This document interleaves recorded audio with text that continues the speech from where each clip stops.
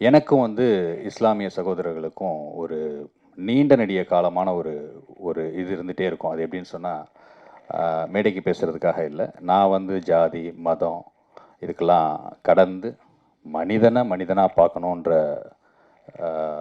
ஒரு உயிர் இன்னொரு உயிரை மட்டும் பார்க்குற அந்த ஒரு இதிலே பழக்கத்திலே வளர்ந்தவன். ஸோ அதனால் எனக்கு வந்து எல்லாருமே ஒன்று தான், எல்லாருமே சமம் தான். எப்பயும் நம்ம அன்பை மட்டும்தான் பகிர்ந்து நம்மளால் முடிஞ்ச நல்லது செய்யணும், நல்லது செய்ய முடியலன்னாலும் யாருக்கும் கெடுதல் செய்யக்கூடாதுன்ற ஒரு பாலிசியோடு இருக்கக்கூடியவன். நான் வந்து காரைக்குடியில் பிறந்தவன். ஸோ காரைக்குடியில் எங்கள் ஏரியா பேர் வந்து அந்த காட்டுத்தலைவாசல், அந்த பள்ளிவாசல் சுவத்தில் தான் எங்களோட கடை வீடு பக்கத்தில், அது மாதிரி. ஸோ ஒவ்வொரு நாளும் தொழுகைக்கு போயிட்டு வரக்கூடிய அந்த இஸ்லாமிய சகோதரர்கள் நான் குழந்தையாக இருக்கும்போது என்னை தூக்கி கொஞ்சி அவங்க வந்து என்னை ப்ளஸ் பண்ணிட்டு தான் போவாங்க. தினந்தோறும் அங்கே ஒரு 100 பாய்கள் வந்தால் கூட என்னை வந்து தூக்கி கொஞ்சி அவ்வளோ பிரியமாக வச்சுருப்பாங்க. அதோடைய கனெக்டிவிட்டியோ என்னமோ தெரில, இன்றைக்கும் எனக்கு நிறைய இஸ்லாமிய சகோதரர்கள் இருக்காங்க. இன்றைக்கும் பார்த்திங்கன்னா தென்னிந்திய தர்கா அசோசியேஷன், முஸ்லீம்ஸ் அசோசியேஷன்ஸ், அந்த மாஸ்க் அசோசியேஷன்ஸோட பிரசிடென்ட்ஸ் எல்லாருமே எனக்கு ரொம்ப நெருங்கிய நண்பர்கள். ஒரு நாகூர் தர்காவாக இருக்கட்டும், பிரான்மலை தர்காவாக இருக்கட்டும், நிறைய தர்காவிலேருந்து என்னை தேடி என் வீட்டுக்கு வந்து என்னை வந்து என் கூட அந்தளவுக்கு ஒரு நட்போடு இருப்பாங்க. இப்போது நான் இஃப்தார் நோன்பு எல்லா நிகழ்ச்சியிலையும் நான் வந்து கலந்துக்குவேன். ஒவ்வொரு வாட்டியும் இந்த டைட்டில் சொன்னோன்னே நான் வந்து அவர்கிட்ட டைரக்டர்கிட்ட கேட்டேன், சார் டைட்டில் வந்து நீங்கள் பாயின்னு வச்சுருக்கீங்க, ட்ரெய்லர் வேறு அவர் என்கிட்ட காமிச்சார். ஸோ காமிக்கும்போது ஏதாவது ஒரு கான்ட்ரவர்சி ஆயிடுச்சுன்னா நம்ம பதில் சொல்ல முடியாது சார், படம் வந்து எதுவும் கான்ட்ரவர்சி இல்லாத கரெக்டாக இருக்கா அப்படின்னாரு. அதுக்கப்புறம் போஸ்டர் டிசைன் காமிச்சார். டிசைன் காமிச்சோன்னே ஹீரோ வந்து அந்த குல்லா விபூதி பட்டை கையில் சிலுவை, இது வந்து அப்போ நான் கேட்டேன், நீங்கள் என்ன தலைவர் ஃபேனா?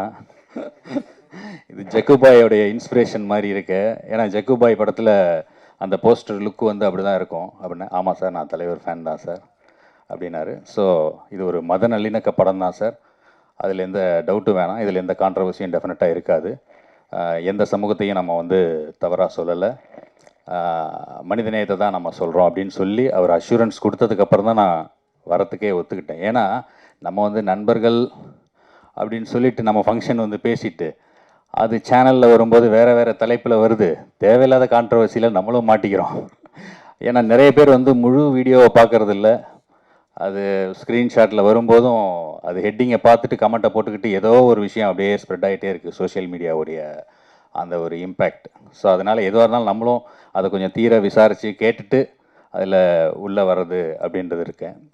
ஏன்னா இந்த டெக்னாலஜியோடைய வளர்ச்சியில் சார் சொல்லும்போது, ராஜன் சார் அவங்க ராஜன் சார் அவங்க சொல்லும்போது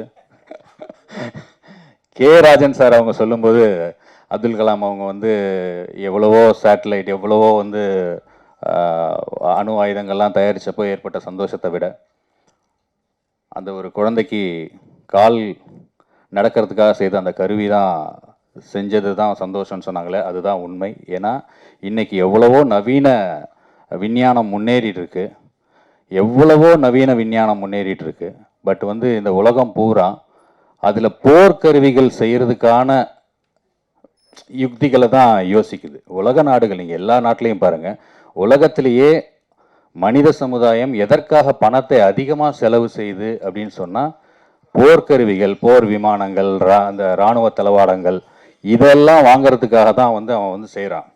பட் ஒரு மனிதனுக்கு எது தேவை? உணவு, உடை, இருப்பிடம். இந்த உலக நாடுகள் எல்லாமே வந்து இந்த இராணுவத்துக்காக செலவு செய்கிற பட்ஜெட் இருக்கு இல்லையா, ஒவ்வொரு ஆண்டும் நம்ம இந்தியா உள்பட இராணுவத்துக்கு செய்கிற பட்ஜெட் நீங்கள் போட்டு பாருங்கள். அண்டு மற்ற மனிதனுடைய அடிப்படை தேவையான கல்வி, மருத்துவம், இதுக்கு செய்கிற பட்ஜெட் பார்த்தீங்கன்னு சொன்னால் கண்டிப்பாக கம்மியாக தான் இருக்கும்.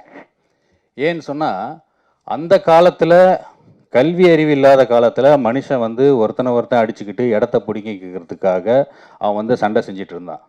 இன்றைக்கி நமக்கு எஜுகேஷன் சிஸ்டம் இவ்வளோ அழகாக வளர்ந்துருக்கு, படிச்சிருக்கிறோம், பண்பட்டு இருக்கிறோம், மனிதர்கள் ஒவ்வொருத்தரை எவ்வளவோ வந்து அட்வான்ஸ் விஷயங்கள்லாம் வந்திருக்கு. இந்த அட்வான்ஸ் டெக்னாலஜி வச்சு மனுஷன் அழிக்கிறான்னு சொன்னால் அவனுக்கு அந்த அறிவு எதுக்கு, அந்த கல்வி எதுக்கு, அவன் எதுக்கு படிக்கிறான் அப்படின்ற யோசனைகள் தான் வருது. ஸோ நம்ம வந்து சக மனுஷனாக பார்த்து அவனோட நம்ம வந்து அன்பாக பழகிறது, அன்பே சிவம் ஏன் சொன்னாங்கன்னு சொன்னால் அது ஒன்று தான் வந்து உருவம் இல்லாதது. அன்புக்கு வந்து உருவமே கிடையாது. அதுக்கு வந்து எல்லா ஜீவனும் ஒன்று தான், எல்லா மனுஷனும் ஒன்று தான், எல்லாம் ஒன்று தான்றதை மட்டும் நம்ம வந்து ஒரு பாலிசியாக எடுத்துக்கிட்டு யாருக்கும் தீமை செய்யாமல் நன்மை மட்டுமே நினச்சி நம்ம எல்லாரும் வந்து ஒரு ஒரு அடுத்த ஜென்ரேஷனுக்கு நாம் சொல்கிற விஷயம் நல்லதை மட்டுமே அதிகமாக சொல்லி கொடுத்து வளர்க்கணும் அப்படின்னு சொல்லி கேட்டு இந்த படம் ஒரு சரியான நேரத்தில் ரிலீஸ் ஆகி அது ஒரு சக்ஸஸ்ஃபுல்லாக வரணும் அப்படின்னு சொல்லி என்னுடைய வாழ்த்துக்கள். அண்ட் இன்னொன்று ஒரு சின்ன ஒரு ஐடியா தான் இது. இப்போ உட்காரும்போது யோசித்தேன்.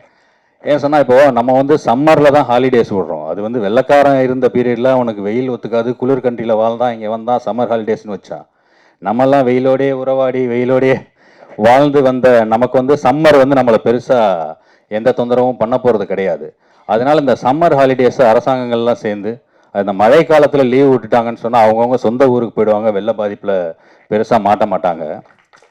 ஸோ நவம்பர் டிசம்பரில் நம்ம ஸ்கூல் வைக்கிறது, அப்புறம் அதுக்கு லீவ் வர்றது, பசங்களையும் டென்ஷனாக வச்சுக்கிறது, அவங்க நியூஸில் இந்த வானிலை அறிக்கை எப்போ வரும்னு பசங்க எஜுகேஷன் அது பெருசாக பாதிக்குது. ஸோ நவம்பர் டிசம்பர் மழை வருதுன்றது கம்பல்சரி தெரிஞ்சு போச்சு. வெள்ளம் வரதுன்றது இனிமேல் வந்து தடுக்கவே முடியாது. நீங்கள் 4000 கோடி இல்லை 40,000 கோடி செலவு பண்ணாலும் அந்த தண்ணியெல்லாம் வெளியே போகாது. ஏன்னா எல்லாம் ஏரிக்குள்ளே கட்டியிருக்கிறோம். அது வந்து வெளியிலே போகாது. நம்மாழ்வார் ஐயா வந்து எப்போயோ சொல்லியிருக்காங்க, இது மாதிரி வந்து இனிமேல் வந்து காலநிலை மாற்றம் அதிகமாகிடுச்சு, பருவமழை வந்து இனிமேல் தப்பி போயிடுச்சு, வரப்போகிறது எல்லாமே புயல் மழை தான். புயல் மழை வந்து இவ்வளோ தான் பெய்யும், இத்தனை சென்டிமீட்டர் தான் பெய்யும்னு கணக்கே கிடையாது, எவ்வளோ வேணால் பெய்யும், அது பெரிய டிசாஸ்டர் தான் போய் முடியும் அப்படின்னு சொல்லி. ஸோ அந்த லீவ் விஷயத்தை வந்து நவம்பர் டிசம்பருக்கு ஷிஃப்ட் பண்ணிட்டோன்னு சொன்னால் எல்லாருமே சென்னைக்கு வாழ வந்தவங்க தான். இப்போ நான் கூட லீவுன்னு சொன்னால் ஒரு 2 மாதம் ஊருக்கு போயிட போகிறேன். வெள்ளம் பாட்டுக்கு வந்துட்டு போயிட போகுது. போனதுக்கப்புறம் திருப்பி ஜனவரியில் வந்து நம்ம ஃப்ரெஷ்ஷாக நம்ம வேலைகளை ஆரம்பிச்சுக்கலாம். ஸோ அதை வந்து அரசாங்கங்கள் ஒரு பரிசீலனை பண்ணணும் இந்த நேரத்தில் அப்படின்னு கேட்டு இந்த படம் வெற்றி அடையணும் அப்படின்னு சொல்லி கடவுளை வேண்டி வணங்கி விடைபெறுகிறேன். நன்றி, வணக்கம். அன்பிற்கும் மரியாதைக்கும் உரிய இந்த பாய் படத்தின் தயாரிப்பாளர், கதாநாயகன், அற்புதமான உடல் அமைப்பை கொண்ட ஆதவா ஈஸ்வர். ஆதவா என்றாலும் கடவுள், ஈஸ்வரும் கடவுள். அவர் 2 கடவுளையும் சேர்த்து வச்சிட்டு இருக்கார். கடவுள் உங்களை காப்பாற்றுவார். உங்கள் நல்ல எண்ணம், நல்ல மனம் வாழ்க. நீங்கள் எடுத்த இந்த முயற்சி தமிழ் சினிமாவில் மிகப்பெரிய வெற்றி பெற்று பல்லாயிரக்கணக்கான தொழிலாளர்களையும் பல கோடி தமிழர்களையும் மகிழ்விக்க வேண்டும் என நான் ஆதவனாகிய ஈஸ்வரனை வேண்டுகிறேன். பாய், பாய் என்றால் சகோதரன், சகோதரன் என்று பொருள். பாய் பாய்ன்னு கூப்பிடல, அண்ணன் அண்ணன் தம்பி, அதான் பாய்னா சகோதரன். எல்லோரும் சகோதரர்கள். எந்த தாய் வயிற்றில் நாம் பிறந்திருந்தாலும் மனித குலத்தில் பிறந்தவர்கள் சகோதரர்கள். ஆக அந்த சகோதரத்துவம் எல்லார் மனதிலும் பதிந்தால் இந்த நாடு நன்றாக இருக்கும், மனித குலம் வாழும். 2 தான், இட்டார் பெரியோர், இடாதார் இழிகுலத்தோர். கொடுத்தவர்கள் தானம் தர்மம் ஈகை அதை செஞ்சவங்க பெரியவங்க ஒரு ஜாதி. கொடுக்க மாட்டேச்சுப்போ என்னது இது என்று யாருக்கும் ஈயாதவர்கள் இழி கொடுத்தவர்கள் நம்ம பெரியவங்க சொல்லிட்டு போயிருக்காங்க. அதனால எனக்கு இது பெரிய, நாங்கள் நிறைய விழாக்கள் காண்கிறோம். பேரரசு, அவர் பேருக்கு மட்டும் அரசு இல்லை, ஒரு வெற்றி படங்களை தயாரித்த இயக்கிய அற்புதமான டைரக்டர் தம்பி ஜீவா, என்னுடைய அருமை தம்பி ஜாக்குவார் உணர்வுபூர்வமாக பேசுவார். எங்களுக்கெல்லாம் அந்த ஒளிவு மறைவு, உதட்டலை பேசுறது இதெல்லாம் வராது. என் தம்பி சுபாஷ் எவ்வளோ பெரிய விஷயங்களை சொன்னான். உடுமலை நாராயண கவி அவர்கள் போற்றி வணங்கியவர் கலைவாணர். கலைவாணர் அவர்கள் அவர் செய்த தர்மம் இன்னும் யாருமே உலகத்தில் செய்யலைங்க. கலைவாணர் NS கிருஷ்ணன் எம்ஜிஆர் சொன்னார், என்ன இப்படி வாரி வாரி கொடுத்துட்டு இருக்கீங்க, தர்மம் தானம் தர்மம் பண்ணுறீங்களே ஏன்னா என் குருநாதர் என்எஸ்கே கலைவாணர்கிட்ட வேலை பார்த்தவர் எம்ஜிஆர். நாடகத்தில் கலைவாணர் குழுவில் மாதம் 100 ரூபா சம்பளம் அந்த காலத்தில். அதில் எம்ஜிஆர் வேலை பார்த்துருக்காரு. அப்போ கலைவாணர் வர்றவங்க எல்லாருக்கும் எடுத்து கொடுத்துருவாராம். இல்லைன்னு சொல்கிற வழக்கமே கிருஷ்ணகிட்ட, என்எஸ் கிருஷ்ணகிட்ட இல்லை. அவர் போற்றிய ஒருவர் தான் உடுமலை நாராயண கவி. அவருடைய கொள்ளு பேத்தி அந்த பாப்பா என்னுடைய பேத்தி தான். அந்த பாப்பா தமிழ்லே பேசணும்னு நினச்சேன், இங்கிலீஷை நிறைய கலந்து பேசிச்சு. பரவாயில்ல, தப்பு இல்லை. ஆனால் தமிழை, தாத்தா பேரை காப்பாற்றுமா? தமிழ் தமிழ் இனிமையானது, வலிமையானது, அடுத்தவரை வாழ வைக்கக்கூடியது. இந்த குழந்தைகளை வச்சு ஒரு அழகாக ஒரு நாடகம் வித்தியாசமாக இருந்தது. இந்த விழாவே வித்தியாசமாக இருந்தது. ஒன்லி சாங்ஸ் போடுவாங்க, ட்ரெய்லர் டீசர் போடுவாங்க, நாங்கள் பார்ப்போம். இதை பார்த்து படம் நல்லா இருக்கும். சில நேரத்தில் டீசரே பார்க்க பிடிக்காது, வேறு வழி இல்லை. நம்மளை சகோதரர்களை அழைத்துட்டாங்க, ஆனால் நம்ம ஆழ் மனதிலிருந்து இது வாழ்க. இந்த தம்பி நல்லா வரணும், இந்த ப்ரொடியூசர் நல்லா வரணும், டைரக்டர் நல்லா வரணும். ஆனால் இது எப்படின்னா ஆழ் மனதிலிருந்து வாழ்த்துகிறோம், ஆழ் மனதிலிருந்து வாழ்த்துகிறோம். எடுத்துக்கிட்ட விஷயம் சாதாரண இல்லை. அடுத்தவனை கெடுக்காதே. நீ ஒருவனை பழி வாங்குறன்னு உலகத்தை பழி வாங்காத. நீ போடுற குண்டு ஒருவனை அழிக்கும் என்றால் அது எத்தனை பேர் குடும்பம் கெட்டு போகிறது. என் தம்பி ஜாக்குவார் கூட சொன்னார், அடிக்காம விட மாட்டேன், என்னை தொட்டவனை விட மாட்டேன் அப்படின்னார். வள்ளுவர் ஒரே ஒரு குறள் சொல்லியிருக்கார், நிறைய சொன்னார். 1335 குறள் சொல்லியிருக்கார். ஒவ்வொன்றும் ஒரு தத்துவங்கள். இன்னா செய்தாரை ஒருத்தல், அவர் நான நன்னயம் செய்து விடல். உலகத்துல யாருமே சொன்னது இல்லைங்க. இயேசுபிரான் கூட ஒரு கன்னத்தில் அறைந்தால் இன்னொரு கன்னத்தை காட்டுன்ட்டார். ஆனா வள்ளுவர் என்ன தெரியுமா சொன்னாரு? இன்னா செய்தாரை, உனக்கு ஒரு கெடுதல் ஒருத்தன் செஞ்சா அவனுக்கு நன்மை செஞ்சிரு, அப்பதான் வெக்கப்படுவான், செத்து போவான். ஐயோ நாம கெடுதல் பண்ண அவர் எனக்கு நல்லது பண்ணிட்டாரு அப்படின்னு வள்ளுவர். இன்னா செய்தாரை ஒருத்தல், மன்னித்தல், பொறுத்து கொள்ளுது. எப்படின்னா அவருக்கு நன்மையம் செய்துவிடல், நல்லது பண்ணிடு. உலகத்தில் யாருமே சொன்னது இல்லைங்க. பழிவாங்கு, கொன்னுடு, வெட்டிடு, சுட்டு, அழிச்சிடு. ஆனால் வள்ளுவர் அதை சொல்லலை. உன்னை கெடுத்தவனை நீ வாழவை, அவன் குலம் உன்னை போற்றும், நன்றி தெரிவிக்கும் என்றார். மனித நேயத்தை மையப்படுத்தி எடுத்த படம், மனித நேயத்தை மையப்படுத்தி எடுத்த படம். என் தம்பி டைரக்டர்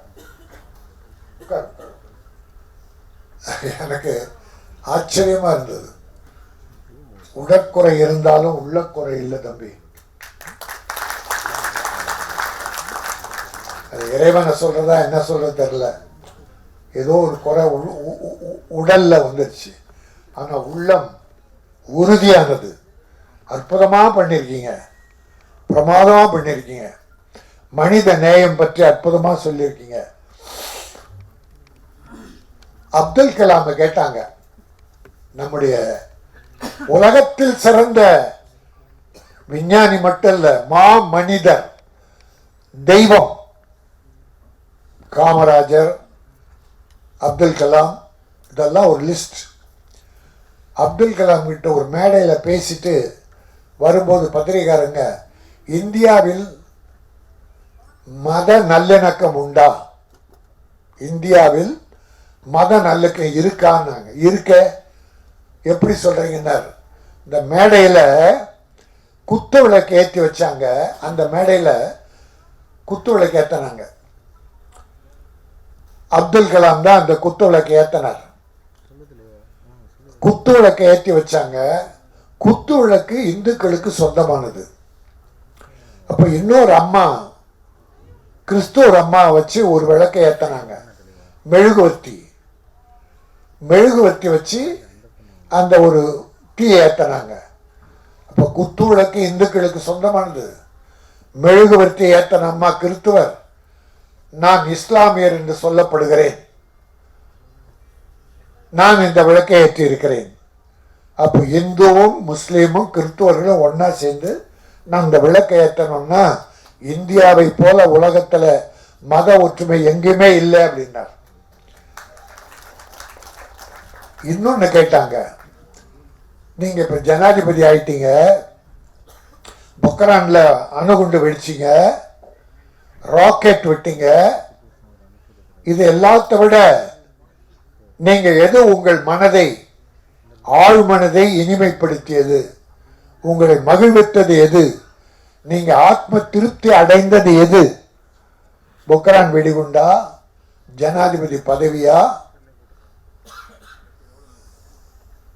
ராக்கெட் விட்டதான்னு கேட்டாங்க. இது மூன்றுமே இல்லைன்ட்டார். இது மூன்றுமே இல்லை. ஹைதராபாத்திலே போலியோவால் பாதித்த குழந்தைகள், பல குழந்தைகள்ல ஒரு பெண் குழந்தை அந்த நடக்க முடியாம ஒரு 4 கிலோ வெயிட் உள்ள ஒரு இரும்பு உபகரணம் செய்து காலில் மாட்டி அந்த குழந்தை நடக்க முடியாம இழுத்து இழுத்து இழுத்து நடந்திருக்கு. அதை ஒரு நண்பர் சொன்னார், இது ஏதாவது செய்யக்கூடாதா? உடனே அப்துல் கலாம் 400 கிராம் உடைய ஒரு அது என்ன பொருள் என் நினைவில்லை,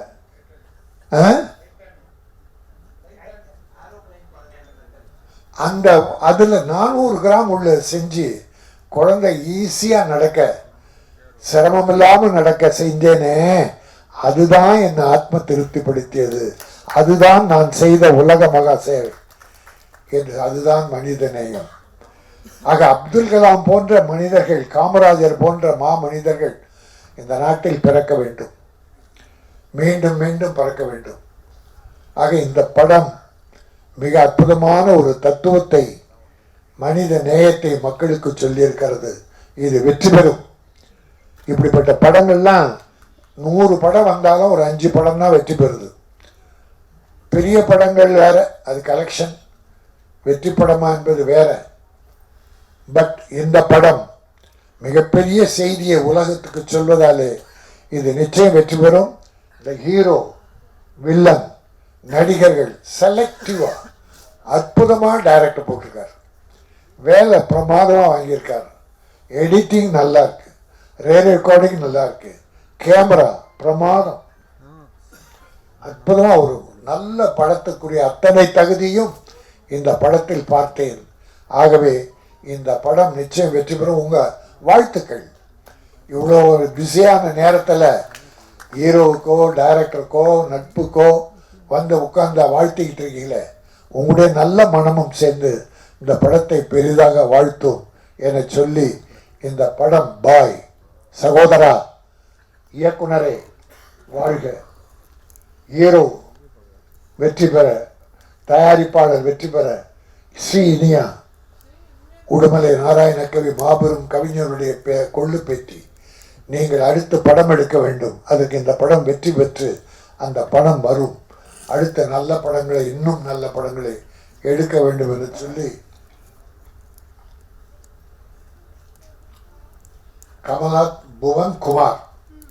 கமல்நாதன் புவன்குமார், டைரக்டர் ஆதவா ஈஸ்வரன், ஹீரோ, அத்தனை பேருமே வெற்றி பெற்று இந்த படம் மேலும் படங்களை நீங்கள் தயாரிக்க வேண்டும்.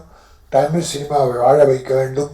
தொழிலாளர்களுக்கு வாழ்வு தர வேண்டும் என சொல்லி விடைபெறுகிறேன். நன்றி, வணக்கம்.